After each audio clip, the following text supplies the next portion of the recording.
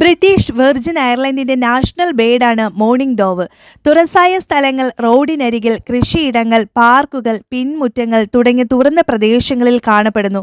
തടിച്ച ചാരനിറത്തിലും തവിട്ട് നിറത്തിലുമുള്ള ശരീരം, ചെറിയ തല, നീണ്ട കൂർത്ത വാൽ എന്നിവയാൽ ഇവയെ മറ്റ് പക്ഷികളിൽ നിന്നും തിരിച്ചറിയാം. ചിറകുകളിൽ കറുത്ത പാട് കാണാം. കണ്ണുകൾക്ക് ചുറ്റും തൂവലുകളില്ലാത്ത ചർമ്മത്തിൽ നീല വളയമുണ്ട്. പെൺപക്ഷികൾക്ക് തവിട്ട് നിറം കൂടുതലായിരിക്കും. ആൺപക്ഷികൾ പെൺപക്ഷികളേക്കാൾ അല്പം വലുതായിരിക്കും. ഓരോ ദിവസവും അവ ശരീരഭാരത്തിന്റെ ഏകദേശം 12 മുതൽ 20% വരെ വിത്തുകൾ കഴിക്കും. തിന, ഓട്സ്, ഗോതമ്പ്, പൊട്ടിയ ചോളം എന്നിവയാണ് ഇഷ്ടഭക്ഷണം.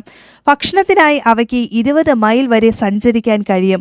മറ്റ് പക്ഷികളിൽ നിന്നും വ്യത്യസ്തമായി പ്രാവുകൾക്ക് തല താഴ്ത്തി വെള്ളം കുടിക്കാനായിട്ട് കഴിയും. ഉപ്പുവെള്ളം നിർജ്ജലീകരണം കൂടാതെ കുടിക്കാനും കഴിവുണ്ട്.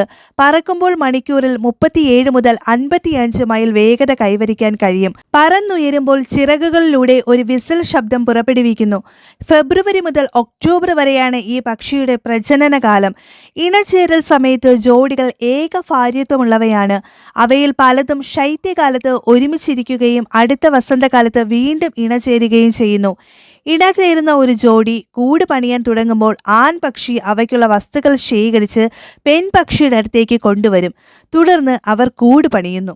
ഇവ 2 മുട്ടകൾ ഇടുന്നു. ഇണകൾ 2 പേരും ചേർന്ന് കുഞ്ഞുങ്ങളെ പരിപാലിക്കുന്നു.